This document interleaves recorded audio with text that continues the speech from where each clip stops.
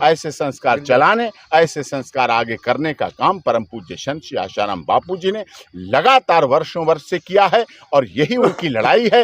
वो चाहते हैं रक्षाबंधन, भैया दूज और हमारे 30 त्योहार मनाए जाएं और पाश्चात्य सभ्यता का एक्चुअली माननीय सर्वोच्च न्यायालय में जो पूज्य संत आशाराम बापू जी, जिनकी 86 वर्ष की उम्र है और पूरी तरह से निर्दोष हैं, सरासर झूठे फंसाए गए, जो चीज़ उनके कभी आसपास नहीं रही उससे उन्हें जोड़ा गया। बालिग नाबालिग का प्रश्न भी अभी कोर्ट में चल रहा है। कुछ डॉक्यूमेंट ऐसे हैं जिनमें बालिग है, ऐसी चीज़ें हैं।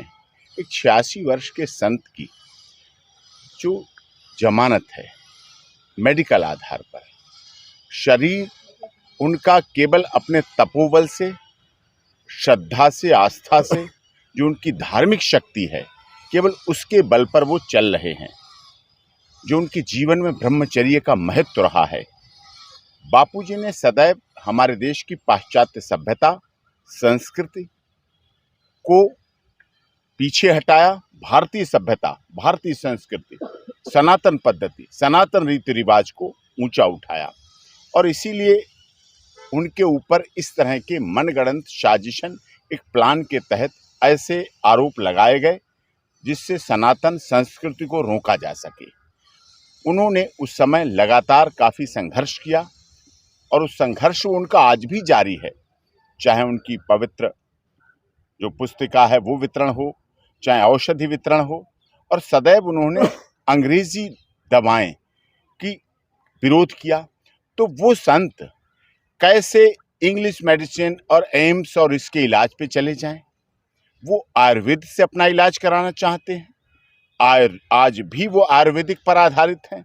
जेल में भी वो आयुर्वेद का ही सब कुछ प्रयोग करते हैं, रखते हैं, और आयुर्वेद के द्वारा उनकी जो आयुर्वेद पद्धति है उसको सर्वमान्य भी है। और ऑनरेबल जोधपुर हाईकोर्ट ने सबके सामने कहा था कि संत आशाराम बापू से, मतलब बापू जी से बड़ा आयुर्वेद का जानकार कौन है, ये ऑनरेबल कोर्ट की बात थी। तो उसके बारे में ये सब कुछ होते हुए ऐसे समय में, जबकि आज देश में सनातन पद्धति पूरी तरह से आज स्वतंत्रता मिल रही है, वो बाध्यताएं खत्म हो रही हैं, तो हम चाहते हैं, सभी चाहते हैं, उनके साधक चाहते हैं, देश और दुनिया में साधक कानूनी पद्धति से, लीगल पद्धति से आधार पर पूज्य संत आशाराम बापू जी, जो कि इतने वर्ष से जेल में हैं, एक दिन भी नहीं निकले, 1 घंटे के लिए नहीं निकले, जबकि पैरोल, इंटरिम बेल, इलाज के लिए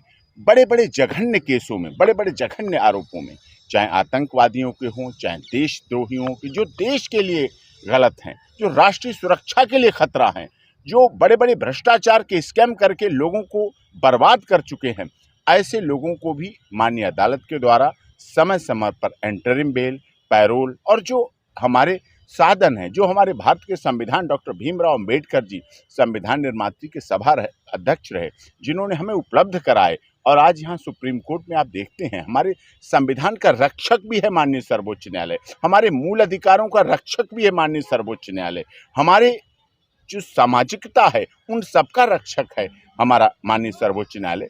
तो हम लोग ऐसी आशा करते हैं कि आने वाले समय में परम पूज्य संत श्री आशाराम बापू जी की रिहाई हो, उनकी बेल हो, संवैधानिक तरीके से हो, कानूनी तरीके से हो। 86 वर्ष के उम्र के पड़ाव में हम आप सब सामाजिक व्यक्ति हैं, जानते हैं घरों में, परिवारों में भी बुजुर्गों की क्या स्थिति हो जाती है, क्या हालात हो जाती है, और वो तो 11 वर्ष से भी अधिक जेल में हैं, जोधपुर जेल में हैं। मैं उनसे वहाँ कई बार मुलाकात हुई, तो वो केवल अपनी धार्मिक विश्वास पर ही हैं, अडिग हैं, और आज भी वो हैं जिस तरह से। लेकिन शरीर तो शरीर है, उस शरीर के लिए तो हम लोग हैं, उस शरीर की इलाज होना चाहिए, आयुर्वेदिक पद्धति से इलाज होना चाहिए, उन्हें कंसल्ट कराया जाए, वैद्यों से कंसल्ट कराया जाए, वो वैद्यों से कंसल्ट करें, वो जानकारी हो, उसके बाद उनका इलाज हो। उन्होंने जीवन भर जिस अंग्रेजी ईसाई मिशनरीज, अंग्रेजी दवाओं, अंग्रेजियत का विरोध किया, तो उस पर तो वो एग्री है नहीं और किसी तरह से जीवन में एग्री होंगे नहीं। उन्हें सीधी सीधी आयुर्वेदिक दवा, आयुर्वेदिक इलाज, आयुर्वेदिक अस्पताल, चाहे वो हमारी भारत सरकार के आयुर्वेदिक अस्पताल हों, हमारा आयुर्वेद मंत्रालय है, हमारी भारत सरकार है, हमारी उसमें से आयुर्वेद के द्वारा अस्पतालों से सरकारी आयुर्वेद का अस्पताल हों, प्राइवेट आयुर्वेद का अस्पताल हों, उनके चिकित्सक हैं, उनके वैद्य हैं, उनके द्वारा कंसल्ट होकर इलाज हो, ऐसा हम चाहते हैं। और यहाँ माननीय सर्वोच्च न्यायालय ने कहा है कि जोधपुर हाई कोर्ट जाइए तो वहाँ भी जाया जाएगा। कानून का प्रत्येक दरवाजा जो परम पूज्य संत श्री आशाराम बापू जी की रिहाई के लिए हो सकता है वो किया जाएगा। अभी आपने पिछले दिनों देखा 14 फरवरी वैलेंटाइन डे, पाश्चात्य सभ्यता के लिए क्या क्या नहीं होता है। जिस तरह से हमारी बहन बेटियों का यौन शोषण होता है 14 फरवरी को वैलेंटाइन डे के नाम पर, और फरवरी के बाद मार्च, अप्रैल और मई तक उन बहन बेटियों के हालात गायनो डॉक्टर, लेडी डॉक्टर से पूछिएगा आप लोग वरिष्ठ पत्रकार हैं, उनके क्या हालात हो जाते हैं, हमारी बहन बेटियों के क्या क्या हालात हो जाते हैं। उसी के उल्टे परम पूज्य संत श्री आशाराम बापू जी ने 14 फरवरी को वैलेंटाइन डे के बजाय माता पिता पूजन दिवस मनाया कि जो बच्चे माता पिता की आज्ञा मानेंगे, पूजन करेंगे, बच्चे को पिता मिलेगा, माता मिलेंगे और एक दूसरे से मिलते जुलते रहेंगे, प्यार करेंगे, सम्मान करेंगे, आरती उतारेंगे, सब कुछ करेंगे, तो ऐसे संस्कार बढ़ाने, ऐसे संस्कार चलाने, ऐसे संस्कार आगे करने का काम परम पूज्य संत श्री आशाराम बापू जी ने लगातार वर्षों वर्ष से किया है। और यही उनकी लड़ाई है।